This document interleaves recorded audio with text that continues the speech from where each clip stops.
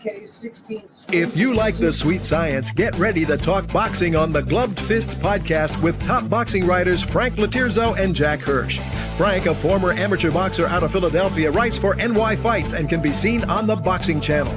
Jack, an amateur boxer who competed in the New York Golden Gloves, was a 6-term president of the Boxing Writers Association. And now, here's Frank Latirzo and Jack Hirsch. And we're back. Welcome to Glove Fist. My name is Frank Latirzo, former writer, try to be full-time observer, joined by former 6-term president of the Boxing Writers Association of America, Jack Hirsch. Jack, how are you tonight? Hey, real good. A lot to talk about this week. We can't say For a that change. every week. Yeah, a lot that happened and is going to happen that was announced. Where do you want to start, Fondora or Itama? Let's start with Fondora and Keith Thurman. I know the guy you're highest on, Moses Itamu, who I get the feeling, correct me if I'm wrong, you feel is going to be the dominant person in the heavyweight division for years to come. Correct me if I'm wrong. Well, from what I've seen, Jack, he checks as many boxes as any heavyweight I've seen in probably 30 or 40 years. That doesn't mean it's going to work out that way.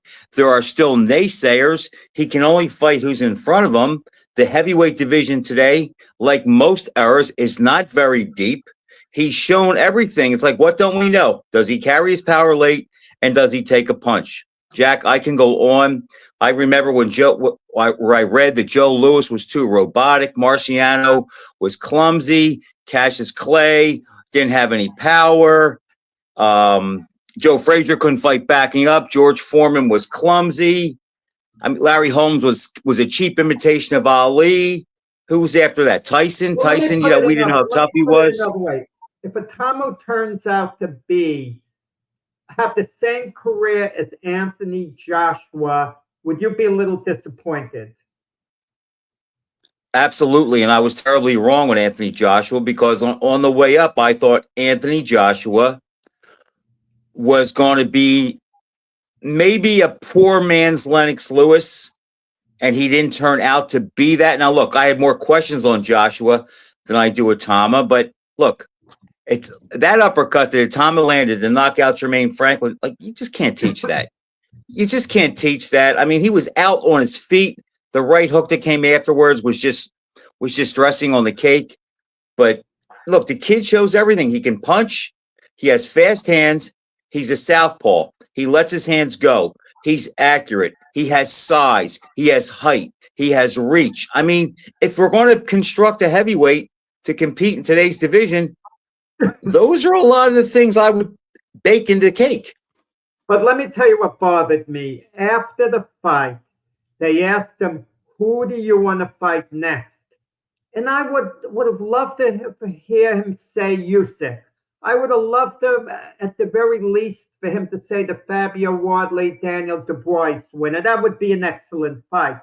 He's saying Felipe Hrgovic? Who cares? Obviously, he's going to beat guys like that, even at this stage. He's going to beat them decisively and big. He's not reaching for the stars. You remember, Frank, a young Joe Frazier on the way up. He says, I want to fight Cassius Clay. I want to fight him now. And it was Yank Durham who had to say, hold on, the champ's in college and we're still in high school. But the idea that Joe was reaching for the stars, it doesn't seem that way with Itamu. But he did look good breaking Franklin down and then stopping him in 5. He looked excellent. I just think that I understand what you're saying. But first of all, Fabio Wardley is his training partner, so there's not a good chance that they're going to fight. Okay. But I do think I think Wardley's going to beat Dubois. As far as Usyk, Jack, the longer it goes, the better it is for Itama. It's better. Usyk is 39? It's just better for Itama. He's 20. He just turned 21. So the kid, we know heavyweights don't peak until late. He's only had 14 fights. But if you think about it, what he brings to the ring, Usyk has never seen anything like that before. Well, I'm not saying he would win. I do agree with you with Itamu. He looks like he's going to be the main force in the heavyweight division for years to come. in large part by default. Because let's be honest, Fury and Joshua are on the way out. It doesn't mean they maybe have one big victory left in them each guy. Perhaps, maybe not. I'm not going to debate that point.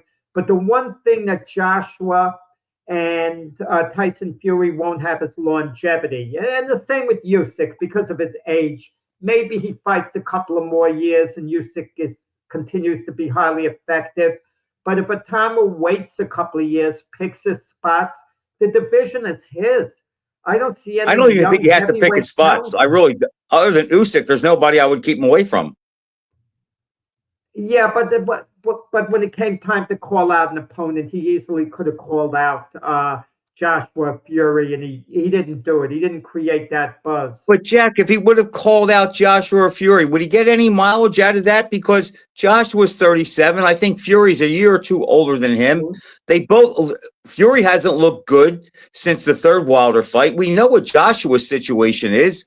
I mean, he's day to day, fight to fight. I mean, he could lose to anybody. Well, And if Atama beat those two guys, he wouldn't get much credit. Fury and Joshua are going to cash out. They're going to fight one another. They can make the most money fighting one another. It would be a big fight. The loser would be completely out of the picture, even though in boxing, you're never completely out of it, as we see with fighters all the time. They could take a few years off and then come back and have one soft fight and then get put in an impact fight after that. So it's never over. But logically speaking, the Fury Joshua winner would be a force, and they could have a second massive payday against Atama. And maybe it's something that Fury would entertain. Fury's bold enough if he beats Joshua. Oh, I think Fury would do it just for the payday. He doesn't care about his record anymore. Exactly. He doesn't care about his record or legacy anymore. I don't believe he does. He can't retire undefeated. I think he would fight him if the money was right. And with Usyk, you never know. There's such a belief that he has. And his training regimen is so off the charts that maybe he can maintain what he has for 3 more years. And maybe a Usyk fight actually becomes a viable fight.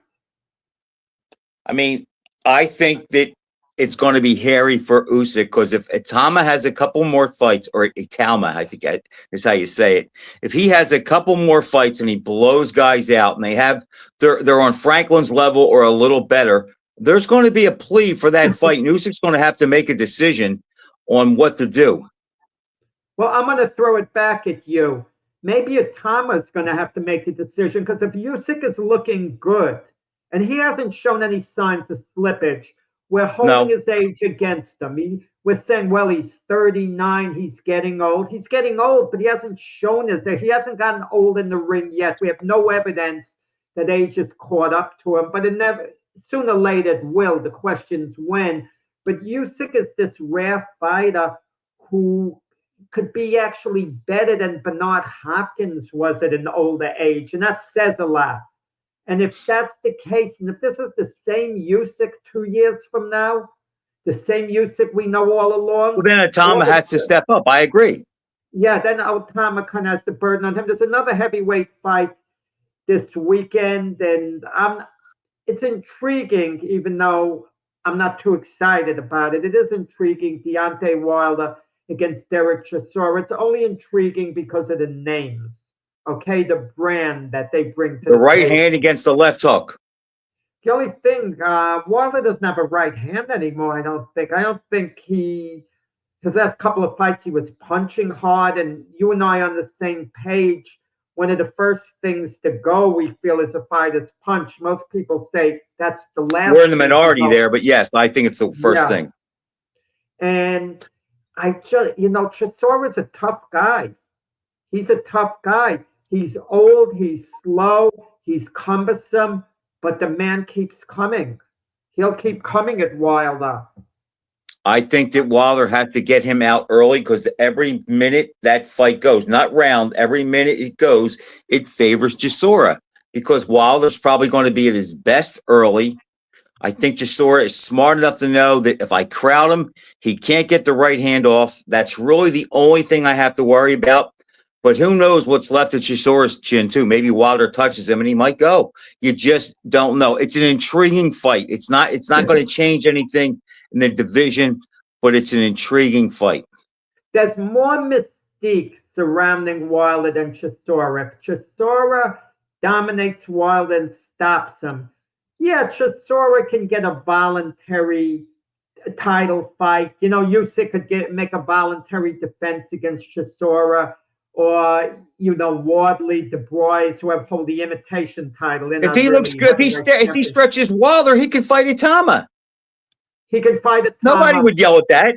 Exactly, and that would be a perfect fight for Itama. He would stop Chisora. He would look good doing it, and it would be a perfect thing in his development. But if Wilder should knock Chisora out, everyone would be lining up to fight Wilder. He would get Usyk next. I mean, I don't think people would get fooled, but even Anthony Joshua would try to get in with Wilder at this point, if the Fury fight can't be made. So Wilder, would have no shortage of opportunities. But Wilder's last fight against Zhang, he looked terrible in getting stopped in a few rounds. That was a big, strong guy, but yes, he didn't go out good. He doesn't look again. The third fight with Fury, I believe, ruined he and Fury. Neither one have looked good since then, and it's one of those fights that reminds me of sort of like the Throw Manila, where they had no defense and they just beat the crap out of each other.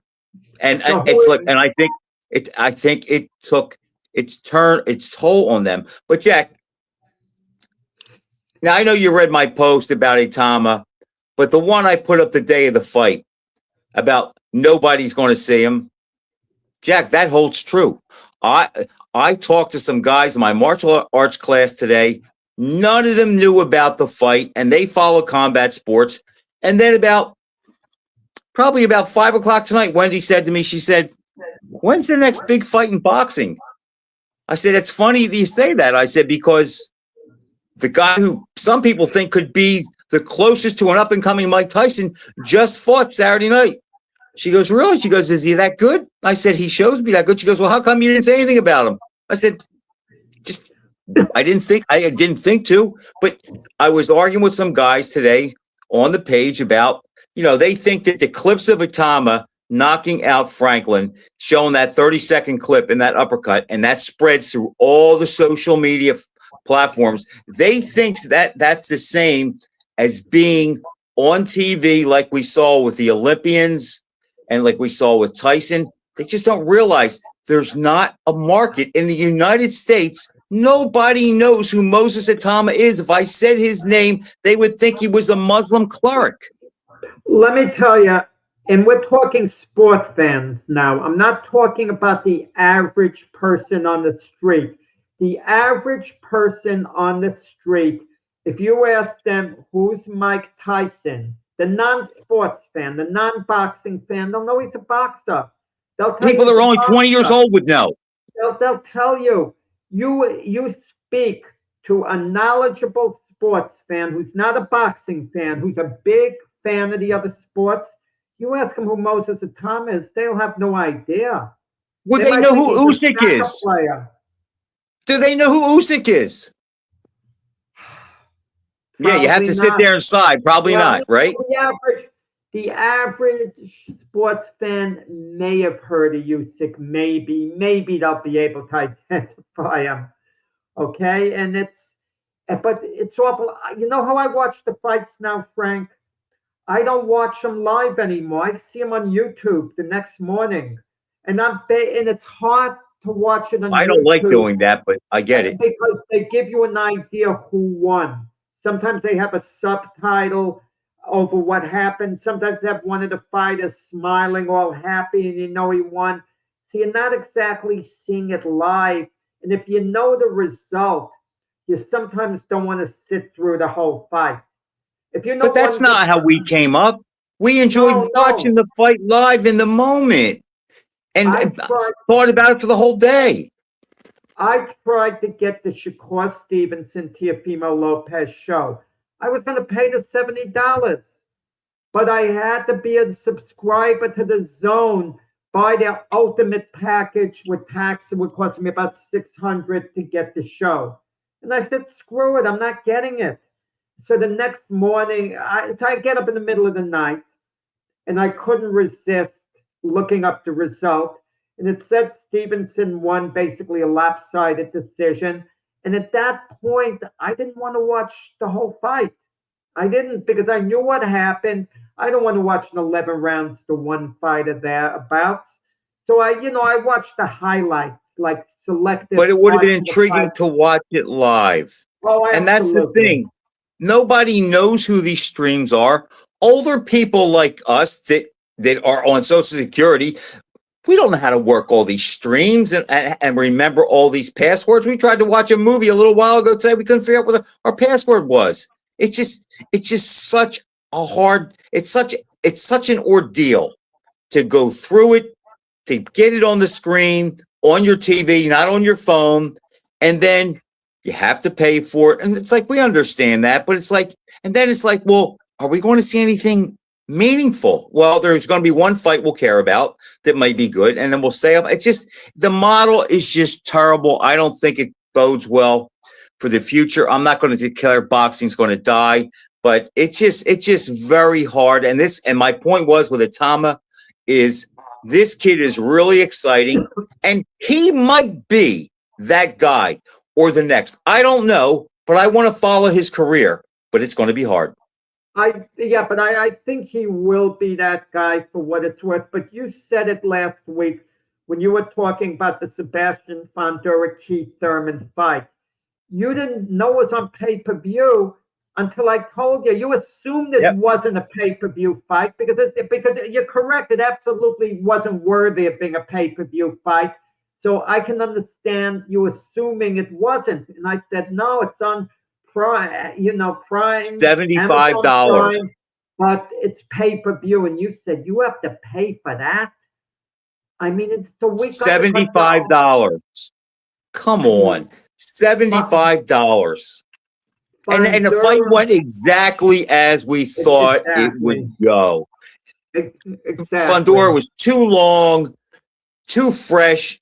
One-time Thurman who fights once every 2 years. It's like one-time Thurman once every 2 years. Yeah, good. Yeah, he had nothing. He was a punching bag, and I saw after the fact, and he basically, he cried about the stoppage. Come on, his face looked like he got jumped. I mean, he took a beating there. Took a real beating. I didn't see the official scorecards, but I talked to Steve Weisfeld, one of the judges, afterwards. Weisfeld, he didn't give a round to Thurman. He flat out, and Thurman was saying, I loved the way he was saying that was his plan, that Fundora gets tired around the 8th, 9th round. He said Zoo was landing some punches. Thurman's talking like that was a strategy to get butchered, to take a beating, and then Fundora is going to fall apart. Look, there's always a small little possibility that Thurman could have been correct. And if they let it go on, maybe he nails him with a punch. But I'm going to tell you this. The chances of him getting seriously hurt in the long run were greater than him landing a fight-altering punch. Well, we saw that happen with Mendoza, right? Who was it that knocked down? But Mendoza wasn't taking a beating. No, but he did land the one. He was losing the fight, but he had moments in the fight. But he landed the lottery shot and won the fight. So I guess when you see that happen to a guy, you think, okay, that's always out there in the back of your mind. And if you're fighting him, you want to believe that. So if that was Thurman's strategy, I guess maybe that was the only strategy he had. But for anyone did people really pay $75? Did people actually say, I'm going to see Fundora and Thurman fight, and I'm going to pay the $75 because I want to see how this thing goes? There's the people that did that. I have a little bit of a different philosophy than you. Correct me if your philosophy is the same as mine. I don't mind someone spending $75 on a show like that if they're doing it strictly to be entertained that night. They're not doing anything that says, the heck with it. I just want to watch boxing. I know it's a bit of a ripoff.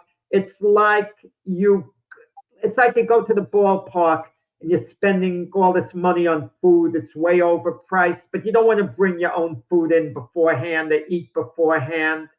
I don't mind that, but if they're getting it based on expecting top level boxing, they're hurting the sport. I rarely get a show like that. Rarely. Well, if they're doing it just for a night's entertainment, Yeah. look, I can't dispute that, but I mean, they're not getting value for their dollar. I mean, do they know that when they buy it, or they just don't care? I don't know. Well, yeah, but I get annoyed when they complain afterwards. Oh, what a lousy show. I mean, the classic case of Mayweather and Pacquiao. People were complaining they were getting ripped off. They were spending $100 to pay-per-view. It was a timid fight.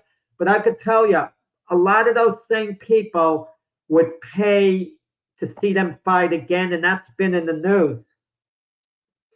Well, I have a confession to make. And my confession is this: as much as I just bitched about all the things, Jack, if I could have just pressed one button Saturday night, one button like you used to do back in the day, and I just pull my cable up, fight, boom, bye. If I could have done that and it was that simple, I would have paid the $75 and watched it. But because they put me through so many hoops and I had to do this, that, and the other, and then I thought, no, I'm not doing it. But if it would have been easy, one touch, I would have bought it. You know what? You could, if it's a question of just watching boxing, you can get this on YouTube, Frank. Pro Box. They have a number of shows. The Paulie Malignaggi, Chris Algeria analysts, they actually have good fights. I mean, you don't get the same big names. The promoter we had on this show, Larry Goldberg, he had a show from Atlantic City. He didn't have the big names, but you never know who could be a big name later on. But they could still be good fights. They could, really good fights. But you have to watch it for the sake of enjoying boxing, not watching it, well, what are these guys going to be in the future? They might turn out to be very good in the future. You know, I remember going to the third fight between Roy Jones and Antonio Tarver in Florida. And when that fight ended, they had on one fight that was the equivalent of the walkout bout. Everyone had left. And my friend wants to go, and I'm telling him, let's hang around. This guy, Andre Berto, might be a very good fighter later on. I want to see him. And we stayed, watched Andre Berto. He wasn't a Hall of Famer, but he did wind up being a belt holder, a very viable opponent, very viable fighter, a high level going forward. And, it's worth catching some of those fights because some of these guys really have good potential, and to catch them on the way up is nice. I agree with all that. The only thing I'll say is the fact that it's hard to find the accessibility to the prime elite guys, the other guys that haven't made it yet. It's so hard to see them. And when you don't know who they are, or you don't know anything about them, or there's no story that has been written by somebody say, hey, this kid's only had 4 fights, but boy, he's a real killer. It's like, it's just hard to care because you don't know who any of them are. And we barely know who the elite guys are to this day. But I'll say this, the junior middleweight division with Fundora, Ortiz, Boots, and Zejas could heat up a little bit because there's some intriguing fights there. And I saw today that, well, our buddy Lehman Pauly sent it to me, and I know he likes to bust on me, but apparently Terrence Crawford said Fundora would beat Boots, which I don't buy. Wow. Let's put it this way. You look at Fundora, and my initial thought was he's overhyped, the tall, skinny guy. No, he can fight. He's not we're seeing that more and more. What do you make out of the Mendoza thing? Is it a complete aberration, or is it a red flag? And in one sense, you want to give a guy a pass that it was maybe flukish. It could have happened to anyone. But then again, it rarely happens to elite guys getting knocked out the way he did with Mendoza. It's so rare. It could have been a fluke, but I could easily see it happening again. You know what? I'm surprised Crawford complimented Fundora such I don't know whether you heard, Fondora said he feels he would have beaten Crawford. Crawford would have knocked him out in 3 rounds, I think. Oh, he would have taken them apart. Yeah. But Oh, yeah. I think, Jack, I think Bud said that about Boots just because he and Boots were jockeyed back and forth as rivals, and I just think he wants to jab him a little bit. I don't think he would bet on Fondora or on Fondora to beat him. So Boots has the big fight June 27th at the Barclays Santa Zayas. And I was talking to Jose Corpus, who had that show on the author, and he's extremely familiar with Zayas. He doesn't think it's a mismatch. And I said, look, are you picking Zayas to win? He won't go that far. But he thinks Zayas is in with a legitimate chance, even though he's probably picking Boots. This isn't a lock for Boots, he was trying to tell me. And Zayas is being built up as a potential star down the road. He did the halftime thing of the Super Bowl. He's with, what's his name, Bad Bunny or whatever. There's a link. And do you get the feeling, as high as we are in Boots, and I share your high opinion of him, is this a trap fight? We hear about trap games in football. Is this a trap fight? Boots is not at that level where he can afford to take a chance like that, like some teams in the NFL are. No, he has to show up because this would be his biggest name opponent. So no, he will be focused and ready to go. And it's like, I don't think it's going to be a mismatch. Sometimes we overstate things, or maybe I do. I just don't see a path for Zayas to win. That's all. I talked to Randy Gordon. He said he knows Zayas a little bit. He's going to pick the upset, but I know that's because they're buddies. Wow. But they're buddies. That's why. I've seen him fight at ringside, Zayas. I mean, I just think Boots is that good. Zayas has tools. I just think Boots is a different level. That's what I kind of think. I think Boots is at the highest level. Zayas is at a very good level, but Boots is at the highest level. That's what I think the difference is. If I'm going to make a case for Zayas, I'll say this. When you get Boots in a tough fight where he has to open up, he becomes hittable. He's hittable. That's a red flag. That's a red flag. And once Boots becomes hittable, he can get hurt. But I think Zayas is also hittable. Yeah, but Boots also, let me throw this at you. Is he possibly a little bit of a front runner because he's been so dominant? You put Boots in a dogfight, how do we know how he's going to respond? Look, I know he'll stand in front of his opponent. He'll keep throwing punches. I'm not saying he'll quit, but does Boots have any type of plan B if he doesn't beat you on talent? I think he has the tools to have a plan B, Jack, because I think he can fight inside, outside, going back and forth to the left or right. He can switch. He's got power. But I just think the difference is that one day we may look at Boots and say he's a great fighter. Zayas, I think we may say, is more of a near great if he hits all his expectations. But I think he's hittable. Do I think it could go the distance? Absolutely. I just don't think that Zayas has a shot to win the fight. But that's why they fight. You never know. And the other thing that you said is about Boots being hittable and if he gets in a dogfight.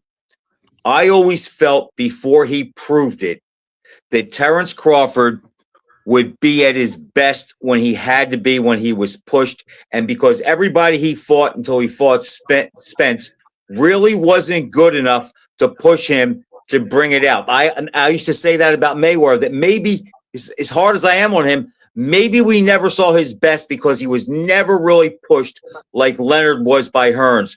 And when Bud had that big fight in front of him, and a guy that was a threat to beat him and hurt him and embarrass him like Spence, it brought out his best. And then Canelo brought out his best again. I don't know if Boots has that pedigree, but I'd be willing to bet he would against Zayas. Boots needs the one fight that puts him on the pedestal of the few elite fighters worldwide. Crawford needed Canelo to finally get it. Spence didn't quite do it. I'm not saying Zayas does it for Boots. He's not. Zayas isn't quite that big, but Boots becomes within range. I don't know what would be next for Boots after this. I guess Virgil Ortiz. This should have been Virgil Ortiz's fight. Absolutely. Do you But ever reading it, Joe, listen? go Do ahead. you ever listen to Oscar De La Hoya's Clapback Thursday? I catch them sometimes. I don't look for it, but sometimes it pops up. I hate to say it. I'm ashamed to say it. I kind of look forward to it. Oscar really is funny, and he's been getting funnier and funnier and funnier. With running his Clapback Thursdays. He has Sometimes nothing it's to hilarious. lose. He can say whatever he wants. Yeah, but he made a point too about Virgil Ortiz, the way he's ruining his career. Now Virgil Ortiz's manager, Oscar showed a letter saying that they want back in with Oscar, and I just wonder, is Virgil Ortiz's career going to go the way of Mikey Garcia's? Mikey Garcia. Oh, that would be horrible. That would be a Yeah. shame. What a wasted talent. And Mikey was that too. Jack, going back to Joe Bergman, you say Zejas lost to Boots is not a career ender. He's only 23. I agree with that. But if he gets mutilated and taken apart, that's going to be hard to come back from, especially if they're the same age. Well, Boots is older, but if they're in the same weight class for a while. But no, it's not a career killer, but he has to make a good showing at best. And my other point is this. What is better for Ennis? If he blows Zayas out, or it's a give and take fight and he has to really dig down the stretch to pull it out. What's better for him? I think the blowout. I think the blowout to show a level of domination. But then again, on reflection, if he beats Zayas very easily, people are going to focus on Zayas and claiming he had nothing. He was a disappointment, this and that. I think a tough fight where Boots knocks him out like in 9 rounds or so, and Zayas is very competitive. Zayas has his moments, and then Boots comes on.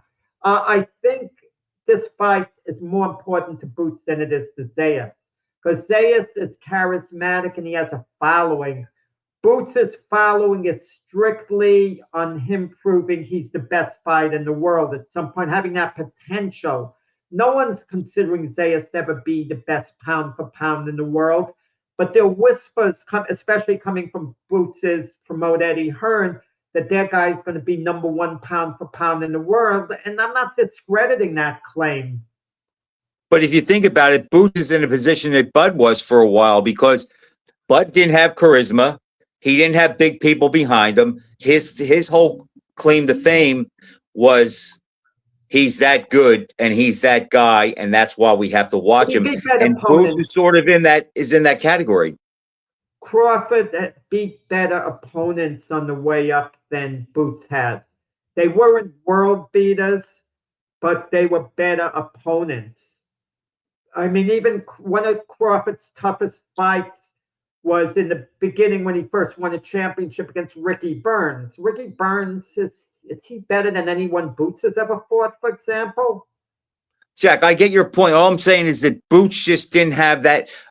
Bud didn't have that charisma and that big money behind him. So he had to make it on his own by being special. No, he had Top Rank behind him. Top Rank was promoting Bud. Bud had the support. They were building him up. The problem was Top Rank didn't have any of the welterweights on the contract. They were with Al Heyman's PBC. So Top Rank wasn't able to get, Terence Crawford, the big fights at welterweight. And for the longest time, Crawford wanted to fight Spence. He wanted to fight all those guys. Yeah. Thurman, all of them. Danny Garcia, all of them. Right, but Crawford could be a little stubborn himself, and I'm not saying that was a wrong thing. He knew his worth, and he wasn't going to give in as far as purse parity went. He wasn't going to fight Errol Spence and get only 25%. Okay, my point is this. I agree with what you're saying, but my point is this. Bud, sort of like Bernard Hopkins, maybe even more so, Bud was one loss away from being yesterday's news. He had to beat everybody and clean out the division because even though he had Top Rank behind him, it wasn't doing him all that much because he still couldn't get to the other side of the street. And if he had lost, it would have been a mountain to get to the other side of the street. That's And what I'm some- saying. And the same thing with Boots. Right, and sometimes you win a big fight, and you think it's going to be a career changer, and it actually isn't. I mean, look at Shakur Stevenson. He beat Teofimo. He's going to have a hard time getting a big fight because they know how good he is. He's still not maybe considered a big attraction unless he has the right opponent. And look, Raleigh Romero soundly beat Ryan Garcia. And the only way, now Raleigh Romero is going to fight Devin Haney, only because Raleigh Romero is in demand, because Devin Haney knows he could beat Raleigh Romero. You know, maybe Romero hits him on the chin, knocks him out. It's possible. Haney will outbox him. Yeah, exactly. So Devin Haney is going to run to Raleigh Romero sooner than he would Shakur Stevenson. But Ryan Garcia, I mean, it's an entertainment business. He's calling out Terence Crawford now. Garcia's claiming Crawford is overrated. Garcia, he's a talented fighter, but he's a clown. I would love to see that fight, by the way. Well, let Crawford be retired in peace. He won't come out of retirement. He won't come out of retirement. I saw Joe Rogan said, you mean to tell me if somebody offered you $150 million against a guy you knew you could beat, you wouldn't come out of retirement? He says, no. He says, I have enough money. He goes, you can't buy my soul. He goes, my body is injured now. I get injured. It's harder to get in shape. I've achieved everything I wanted to, and then some. I'm not going to tarnish it. Not for money, he said. So, but we hear that. Listen, we hear that all the time in sports. Sure, we do. With these guys, I mean, not only boxing. Look, the NCAA tournament's going on. When Rick Pitino was at Iona, he says, "This is definitely my last stop." He basically said you could take it to the bank. And what happens? He winds up at St. John's after that. Situations change. What people don't realize is that guys like Crawford have a ton of money, but all the years that you worked and you fought and you struggled and you put in the time and you did everything right, and now you have a lot of money, and then somebody's coming up to you and offering you so much money for what you've been doing, and it's enough to change your family legacy for the rest of their life. It's hard to walk away from that. And the thing that makes it a little tougher for Crawford is he's undefeated. What people don't realize is once a guy gets a loss and he's not going undefeated, it's a little easier for him to sell himself out, because then he says, well, you know what? I'm not going undefeated. This sport, I'm going to get everything I can out of it. And they take fights that they shouldn't take. Yeah, I like what Shakur Stevenson said before he signed to fight Lopez. How important is it to retire undefeated? And he said, it's not that important. Everyone seems to lose at some point. It's not that big a deal. And I kind of love that attitude. But it does, unbeaten records do change perceptions. If Roland Lastarza, Frank, in the first fight, it got in the decision over Rocky Marciano, and the crowd was split 50-50 who should get it. And Marciano, I think the decision was split, eked it out. It was split. Yeah. What would we be saying about Rocky Marciano? He still would have won the heavyweight title. Let's give him the benefit of the doubt. He would have fought Joe Walcott, knocked him out. His career would have gone on, but we would have had the one loss. And he would have defended against Lastarza in the title bout and beat him, so he would have avenged that. It's still 48-1 is not the same as 49-0. Just like if Mayweather doesn't get the Castillo fight, it's completely different. Well, Mayweather now is saying that fight with Pacquiao in September is an exhibition. If Mayweather's fighting Pacquiao for real, and his unbeaten record is really on the line, you might be annoyed at me for saying this, but it perks my interest. It really does. And it's a fight I want to get because of what's at stake and what Mayweather is putting on the line. But if him and Pacquiao are an exhibition, I don't have any interest in seeing them in the ring, even if Pacquiao is fighting like it's for real, even if Mayweather's fighting like it's for real. I don't want to hear Mayweather and Pacquiao are going to go at it for real but the official results not going to count. I don't want to hear that. And that's what I hate about these exhibitions, because they move the goalpost every time. We never know, really, is this real? Is this an exhibition? What is the story with that? And it's like, and with Mayweather, you never know. I guarantee if he loses, it's or if he gets beat up, it's an exhibition. If he wins, he'll count it on his record, and he'll convince the commission to do it. Mayweather's ahead of the curve. When he fought his first exhibition again years ago against a Japanese boxer, after he stopped him in a round, he said, "No, this doesn't go on my record. It's just an exhibition." Mayweather was smart enough to know he was going to have more exhibitions, and he was covering himself in the event he lost one. So he didn't count the wins. He left it at 50. As he could always say, I never counted. He knows how to play the game. He always covers himself. Big time. And Mayweather was pushed at the end of his career by Marcus Maidana, where he had to fight back, especially a little bit. Yeah, fight. I'll give it. Yeah, but I mean, Mayweather showed something, and Cotto pushed him a little bit too. So look, I'm not saying Mayweather's not great. Mayweather is an all-time great. He's up there. It's just not. It's not the GOAT, but he is a lot of the reason why boxing is in the situation it is today. Because if we had to break it down, if there was one problem in this game, as much as I think the accessibility is terrible, and maybe we get some bad scores and some funny things go on, if there's one thing that holds this sport back, is that fighters don't take risk and fight the best of the best. If there's nothing else we could change, if we could just change that, we'd be a lot further along than we are. The different weight divisions give the fighters an out from fighting one another. That's another one. They just hop around to another division, and they look at an alternative. I thought before, was it Joe? Yeah, Joe Bergman. Come on, Joe. Don't mention the Charlo brothers. The Charlo brothers have done nothing. They don't deserve to be even mentioned, okay, at this point. Let them do something and earn a fight with Fundora or whatever. Fundora's talking about fighting, I think, Jamel Charlo. You know, I guess the weights are close. Jamel is a junior middleweight. Jamal is a middleweight, so either one would count. But the Charlo brothers haven't done anything. I don't want to see a double header. One Charlo brother against Fundora, the other Charlo brother against Errol Spence. I don't want to see it. And that quieted down. Is that still going to happen? Spence still coming back? Spence is talking about it. I kind of wonder whether he really is or not. But, you know, he was in the same stable as the Charlo brothers. Supposedly they were friends. But who else are they going to fight? I mean, there was talk of Spence fighting Tim Tszyu. But Tim Tszyu was basically, I don't want to say a shot fighter, but Tszyu got stopped pretty badly. Like, he lost twice to Fundora. Someone else stopped him after that and beat him up pretty good.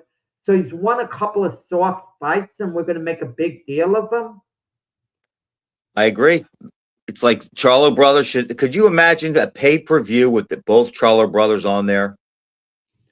Yeah, but they could do it because the matchups, sound on the surface appealing. Oh, Fundora gets one Charlo. You're right. The Charlo brothers have a name. You know, I could accept that, Frank, pay-per-view if you had a really top-of-the-line main event. And those are the supporting fights. I can then hack that, but you don't really get that. And now the Zone, they've signed with practically all these promotional groups, with the exception of the PBC. And the PBC does have some good. They still have some power. They have David Benavidez. I think he's fighting Zurdo Ramirez on either Amazon Prime and Netflix, I believe. Maybe it's on the Zone. Maybe Joe could look that up for us. That's what, May 2nd or 3rd, I think, right?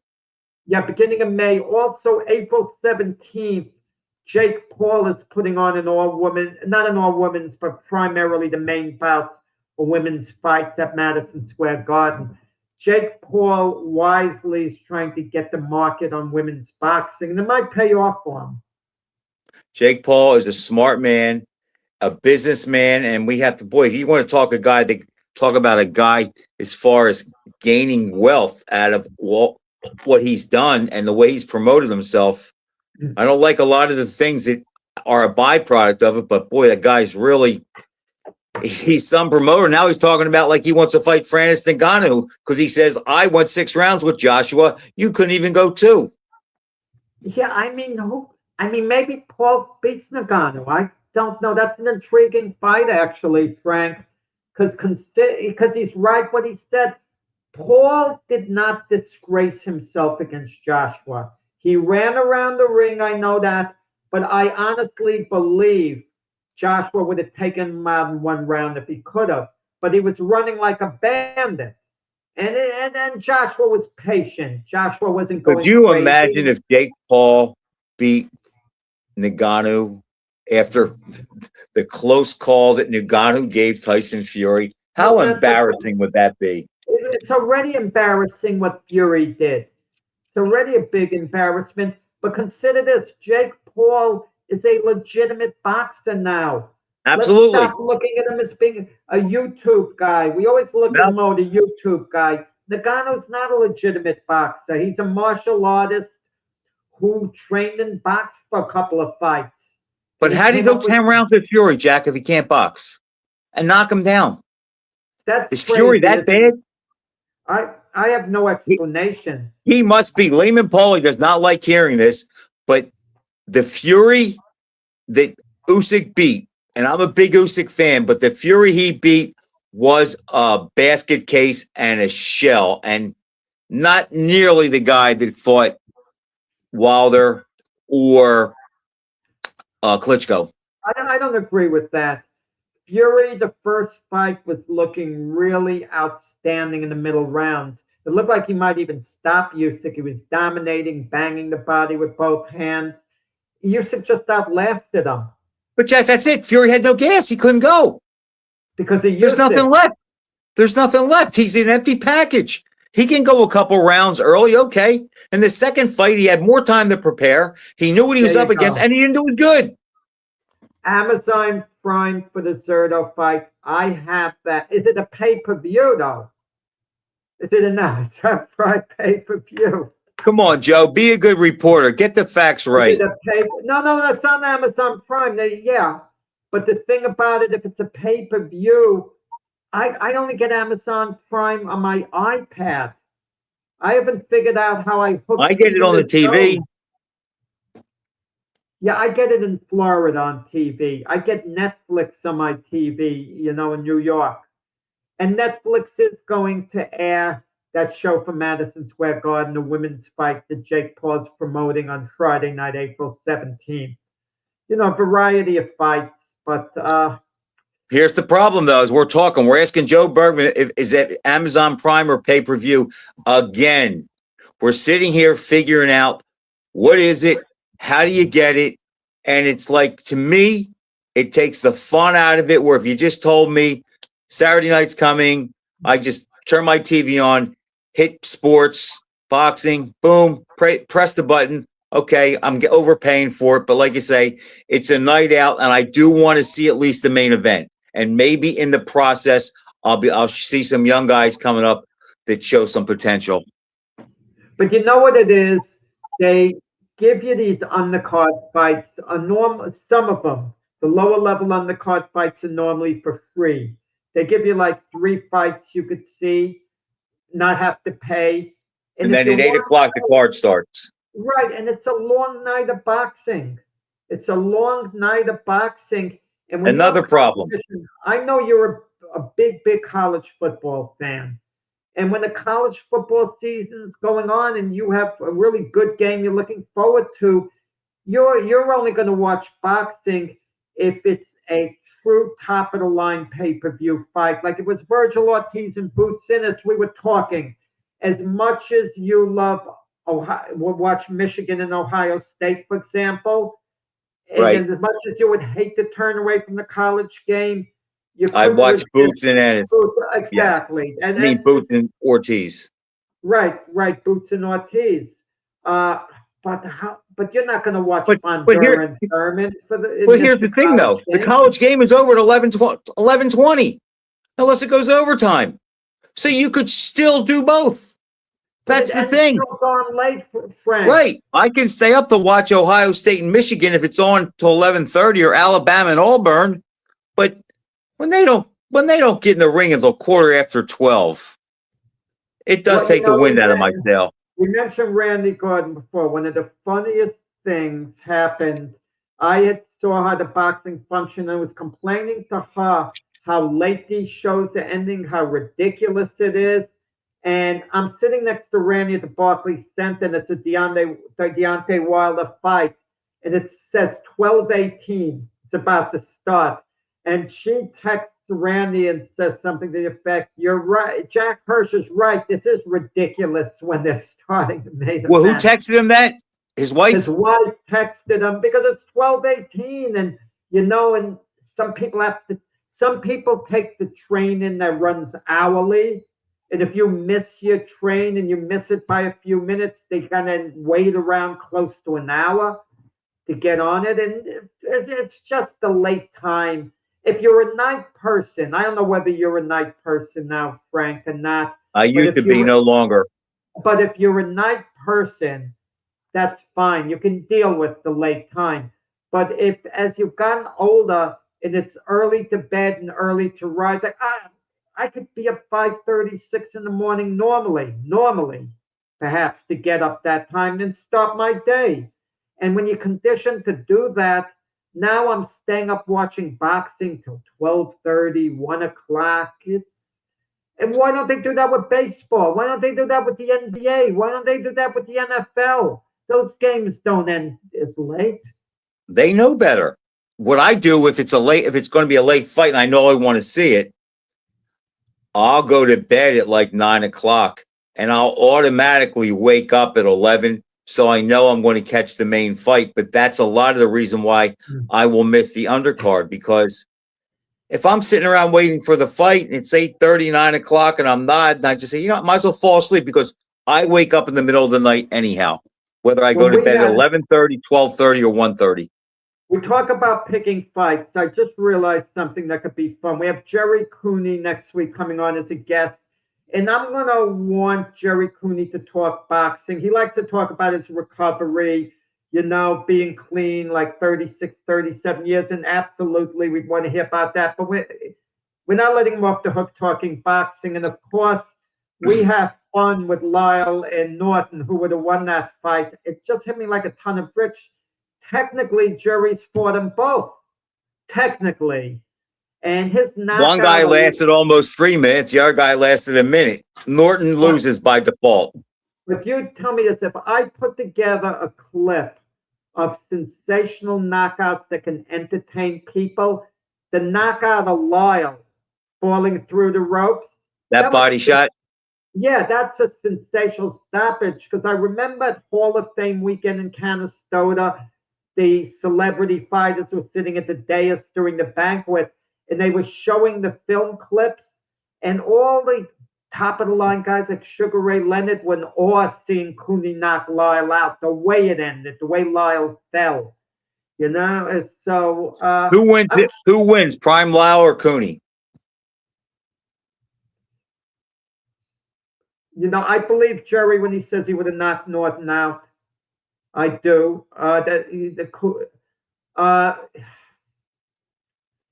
Man, I'd still give Jerry. I don't know what to make out of Jerry's career, and I'll be honest. I'll be honest about it. I've told him this. How good he really was, we're never going to know for sure. The Lyle that fought Foreman against the Cooney that fought Holmes would be some fight. Yeah, the Cooney fought, but yeah. I don't know. I mean, Lyle would be there for Cooney to hit, but you want to know something? Cooney'd be there for Lyle to hit with that right hand. I think of Tim Witherspoon coming over the top with the right hand would have nailed Cooney. I do believe so, and I think Tim Witherspoon at his best was too good to get blown out quickly. He was just too good. And I know they had some real war sparring. Did they spark much? Yes, they did. And I've heard controversial accounts on both sides how it went. So, Yeah. but again, that doesn't mean anything. Who got who better in sparring means nothing. So I don't know with that, but Cooney's career. I mean, he wishes he fought Mike Weaver now. I don't know who would have won between Lyle and Cooney. I'm not even 100% sure Cooney stops the best version of Ken Norton because Norton was out. The Norton that beat Dwayne Bobbitt. What happens if he lands those right hands on Cooney? He may have done to Cooney what he did to Bobbitt. Don't be so sure. I mean, Cooney obviously could hit harder than Bobbitt, but his defense was similar. I think Cooney might get Norton no matter when they fought. Perhaps. That's what Jerry always feels. But I'm confident Cooney would have knocked Weaver out. Weaver's slow right there to get hit. I mean, if Weaver hit Cooney, he would have a good shot to hurt him, but Cooney gets there first. Yeah. Before Weaver gets going. I got to tell you something that's kind of funny that I had mentioned to Cooney. I don't know why I realized Cooney won the 1973 sub-novice Golden Gloves in the middleweight division in New York. I was in the sub-novice division welterweight, and I said to Jerry recently, if we were one division, if we came together, we were in the same division, it would have been so cool to say that I got knocked out by you.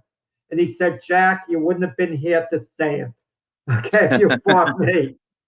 Well, what did you fight? 47? 147, but Cooney was 160. You don't 65, wasn't it? Amateur was 65. Because I fought, that's the weight I fought. Welterweight was 147 at the time. And they would give you slack a couple of pounds, if you were over, they would kind of overlook it to an extent. I know in the Olympics, it was like 165 and, international. The Olympics was 47, 56, and 65. Right. But back in the day with the New York Golden Gloves, they had like the traditional divisions. I don't remember them having anything in between. I didn't know they had sub-novice. 160, sub-novice and open. Sub-novice was supposed to be for fighters who never fought before. But had 4 or 5 fights. But it was a fiasco. Because everybody lied. No, they used to, in a sense, there used to be smoker shows in New York. They would be held at churches. 1,500 people would show up per show. And good fights were made. So when a fighter like Vito Antuofermo had like 10, 12 fights before entering the Golden Gloves, but he could enter in the beginners division, sub-novice. It wasn't until you fought in the gloves, then it became obvious you had to go to the open class. I fought novice once and open 3 or 4 times. I think four different tournaments I fought open, or 4 different years, whatever. Well, you had fights before you fought novice, right? Like 3 or 4 in certain gyms that they did. I guess they'd be like smokers, what they counted. Yeah. Well, there was talk too. We were talking Marciano before, that reportedly he had some fights, that were pro-amateur fights that he may have lost. I mean, I don't know. I mean, they kind of get lost in time. They're probably at small clubs, no newspaper coverage. It happens. Boxing was so much bigger back then. There were so many more fights. Well, there was more going on in the neighborhoods. I mean, people would turn out to see neighborhood fighters. There'd be shows in the neighborhood and so on. But, okay. When I was growing up, there was a box. I had to go to Philadelphia. Not until the Cherry Hill Pal opened was there any place or gym with a boxing ring. It was either the Cherry Hill Pal, where I started, or you had to go to Philly. Today, I live in roughly the same area, and I could probably... There's probably 5 rings within 15 miles of where I'm at now. So it's just completely different. Exactly. But they're tied with MMA too. Sure. Okay, Frank. Good stuff. This show, a lot that we covered. And Cooney next week. Take care.